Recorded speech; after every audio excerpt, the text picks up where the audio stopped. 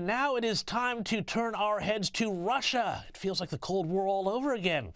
And joining me now to discuss what's going on is Russian-born former U.S. intelligence author and author of the book Putin's Playbook, the latest insights and intelligence from the battlefronts.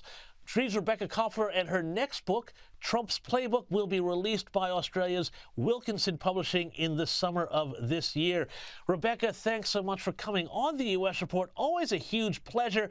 And I want to start with the big news this week, as President Trump has confirmed that American and Russian officials will meet at the Munich Security Conference to discuss the Ukraine conflict settlement. Ukraine officials have also been invited. What do you make of it? Well, President Trump was very clear that during his campaign that he no longer wants the United States to be involved in foreign wars.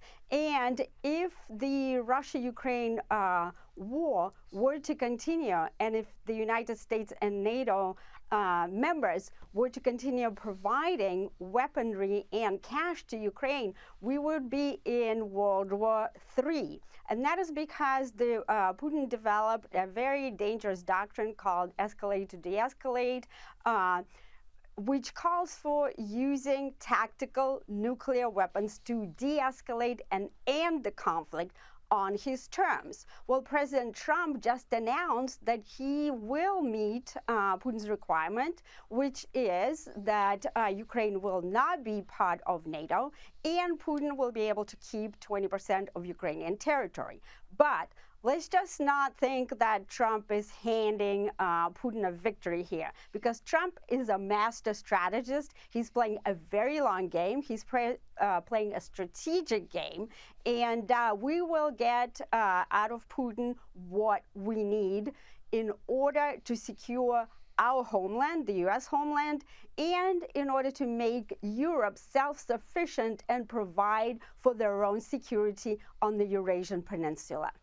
Well, and it seems to me, Rebekah, that what's really happening here, it's just kind of turning back the clock. We've lost 1 million lives in the process, but you're turning back the clock to that time when, Russia said, look, if you just keep Ukraine out of NATO, we will all be sweet here and there won't be a problem. But then Ukraine went, made those moves towards NATO, and the provocation started, and one thing led to another. Is this an unwinding of that Democrat Obama-era policy, which was basically failed towards Russia and created, multiple Russian incursions into its neighbors' territories?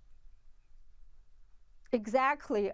President Trump is radically changing the policy that was actually started not just with Obama, but back in 2008 with George W. Bush.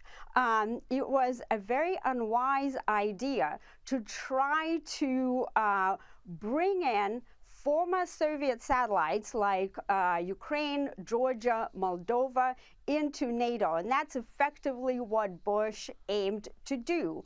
But those countries were always, for centuries, part of Russia's strategic security perimeter. It's Putin's version of the Monroe Doctrine. And what President Trump wants to do, he actually wants to return to our Monroe Doctrine, Monroe 2.0, which centers on hemispheric defense, which basically means that the United States is going to retain the responsibility for providing security for the U.S. homeland and also for the Western Hemisphere,